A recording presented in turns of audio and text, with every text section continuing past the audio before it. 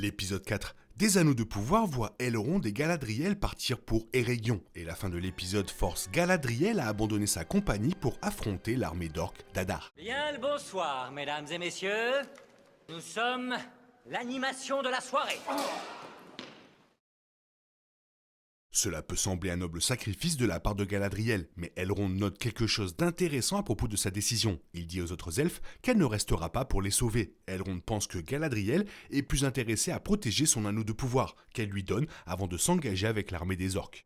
Quelles que soient les intentions de Galadriel, elle mène un combat impressionnant contre les orques qui l'attaquent. Mais même s'il la tuerait volontiers, leur maître semble avoir d'autres projets pour l'héroïne des Anneaux de Pouvoir. Après que Galadriel soit tombée de cheval, elle se retrouve face à face avec le méchant Adar. Même si elle manque de lui tirer dessus avec une flèche enflammée, Adar semble ravi de la voir. Une étoile brille à l'heure de notre rencontre, lui dit-il. Cela peut sembler déroutant pour les téléspectateurs, mais cela évoque une alliance entre les deux personnages de la saison 2.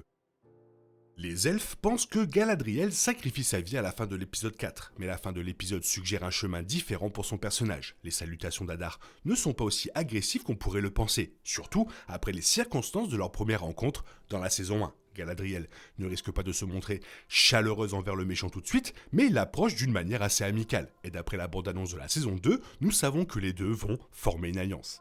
La rencontre d'Adar et Galadriel dans cet épisode est la première étape vers cette fin, mais cela pourrait prendre du temps pour que Galadriel s'adapte à cette équipe. Dans la bande-annonce de la saison 2, Adar rappelle à Galadriel qu'ils partagent un ennemi en commun. Son désespoir de réparer ses erreurs avec Sauron pourrait pousser Galadriel à acquiescer à la demande d'Adar. Ce serait la deuxième fois qu'un méchant des Anneaux de Pouvoir manipule Galadriel en utilisant ses objectifs. La bande-annonce montre également des images de Galadriel et Adar debout devant une armée. Il est donc clair qu'ils uniront leurs forces dans les prochains épisodes.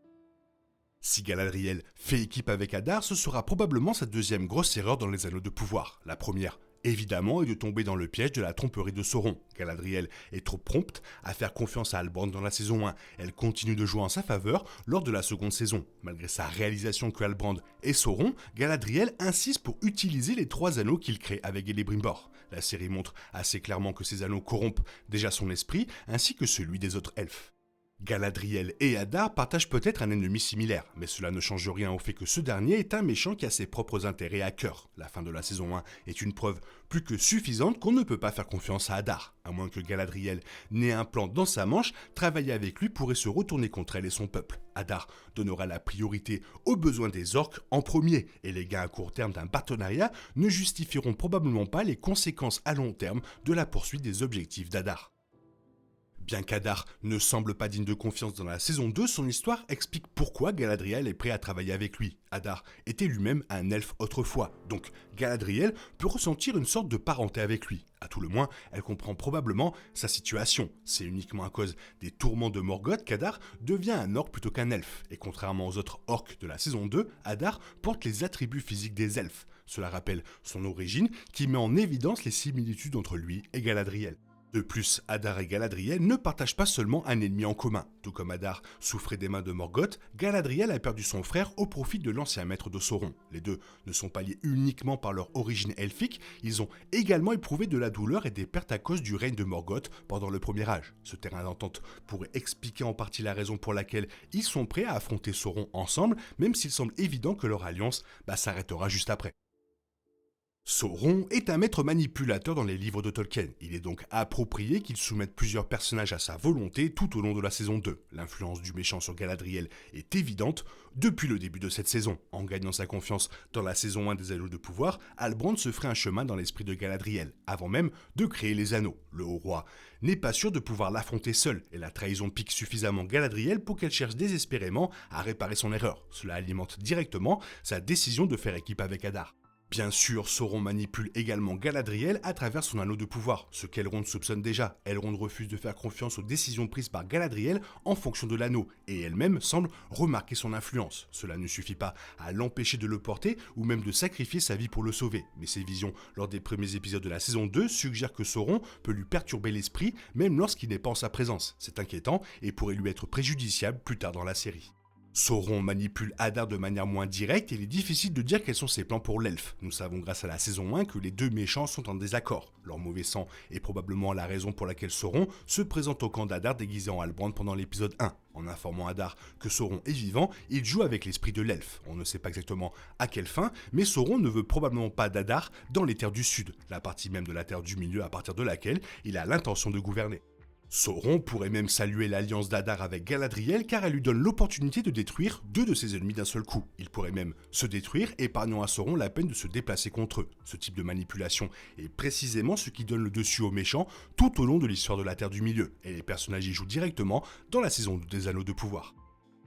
Dans la saison 2, Galadriel mentionne la promesse qu'Elrond lui a faite dans la saison 1. Cette promesse était que si Elrond avait vent du retour de Sauron, il ne reculerait devant rien pour le vaincre. Galadriel a fait une promesse similaire, d'abord à son frère Finrod, puis à Elrond lui-même. Malgré une grande partie de l'histoire des Anneaux de Pouvoir centrée sur l'obsession de Galadriel de vaincre Sauron, le Seigneur des Anneaux a déjà confirmé que cette promesse ne serait pas tenue. À l'époque du Seigneur des Anneaux, des milliers d'années après les Anneaux de Pouvoir, Galadriel joue un rôle beaucoup moins actif dans la guerre contre Sauron, alors que Galadriel aide la communauté en leur fournissant un abri et des outils précieux qui leur permettent de combattre Sauron et ses forces, elle se contente de rester en Lothlórien. Au lieu de se souvenir de sa promesse faite à Finrod et Elrond il y a des millénaires, l'action de Galadriel contre Sauron s'étend jusqu'à aider Frodon à l'époque du Seigneur des Anneaux, des milliers d'années après le deuxième âge des Anneaux de Pouvoir.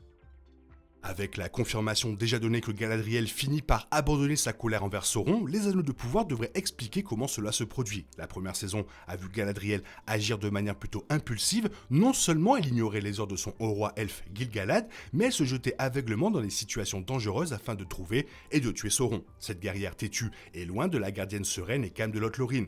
En tant que telle, l'histoire des 5 saisons doit explorer pourquoi Galadriel abandonne sa vendetta. Un élément qui pourrait expliquer cela est l'anneau de pouvoir elfique qu'elle possède désormais. Dans les premiers épisodes de la saison 2, Galadriel semble plus calme et moins téméraire, probablement motivée par le pouvoir de l'anneau. Après des siècles passés à brandir un tel anneau, et d'autres comme Isildur, Elendil, Elrond et Gil-galad ont pris le combat, les anneaux de pouvoir pourraient expliquer que Galadriel lâche simplement sa colère envers Sauron grâce à l'anneau.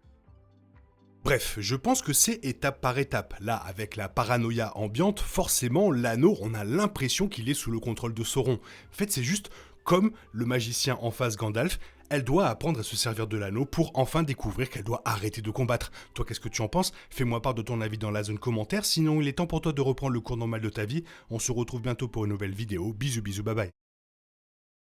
Il est impossible de compter sur les autres de nos jours, on est obligé de tout faire soi-même. Je me trompe? Rien de grave, j'avais tout prévu. Où va le monde, je vous le demande.